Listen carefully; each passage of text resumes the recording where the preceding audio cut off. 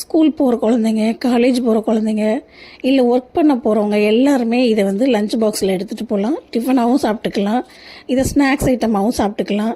இது வந்து கெட்டு போகாது, ரொம்ப நல்லாயிருக்கும். ஒரு நாள் ஃபுல்லாக நல்லாவே சாப்பிட்டுக்கலாம். இதை பருப்பு வந்து கொஞ்சம் ஊற வச்சு நம்ம அரைச்சிட்டோம்னாவே போதும். நமக்கு பிடிச்ச மாதிரி காய்கறிகளை நம்ம மிக்ஸ் பண்ணிக்கலாம். நான் வந்து பன்னீரை போட்டு அரைச்சிட்டேன். பன்னீரை போட்டு அரைக்கணும்னு அவசியம் இல்லை.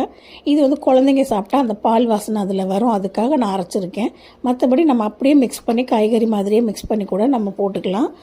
நான் தண்ணியாக அரைச்சிட்டேங்கிறதுனால கொஞ்சமாக ரவையை மிக்ஸ் பண்ணி திக்னஸ்க்காக வச்சுருக்கேன். மற்றபடி இதை வந்து திக்காக தான் அரைக்கணும். கொஞ்சம் தண்ணி மிக்ஸ் பண்ணிட்டதுனால அது தண்ணி ஆயிடுச்சு. திக்காக அரைச்சிட்டு நம்ம கட்லெட் மாதிரியும் போட்டுக்கலாம். கட்லெட் மாதிரி போட்டோன்னா அது வேகிறதுக்கு ரொம்ப டைம் எடுத்துக்கிறோம்.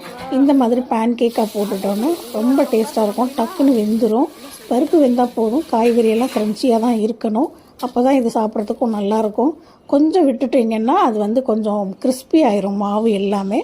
அதுவும் ஒரு வகையில் நல்லாயிருக்கும். ஏன்னா பெரியவங்கள்லாம் சாப்பிடணுன்னா இந்த அளவுக்கு சாஃப்டாக எடுத்துருங்க. குழந்தைங்களுக்கு நல்ல டீனேஜர்ஸ் அந்த மாதிரிலாம் சாப்பிட்றீங்கன்னா கொஞ்சம் க்ரன்ச்சியாக எடுத்துக்கோங்க. நல்ல முறுமுறுன்னு இருந்தாலும் நல்லா சாப்பிட சூப்பராக இருக்கும். எல்லாருக்குமே ஏற்ற ரொம்ப சூப்பரான டிஃபனை டக்கு டக்குன்னு போட்டு எடுத்துக்கலாம். 10 நிமிஷத்தில் ரெடி ஆயிரும். அந்த பருப்பு மட்டும்தான் ஒரு அரை மணி நேரம் ஊறணும். மற்றபடி ரொம்ப டேஸ்ட்டாக இருக்கும். ரொம்ப ஹெல்த்தியான ஃபுட்டு இது. குழந்தைங்களுக்கு நல்லா கொடுக்கலாம்.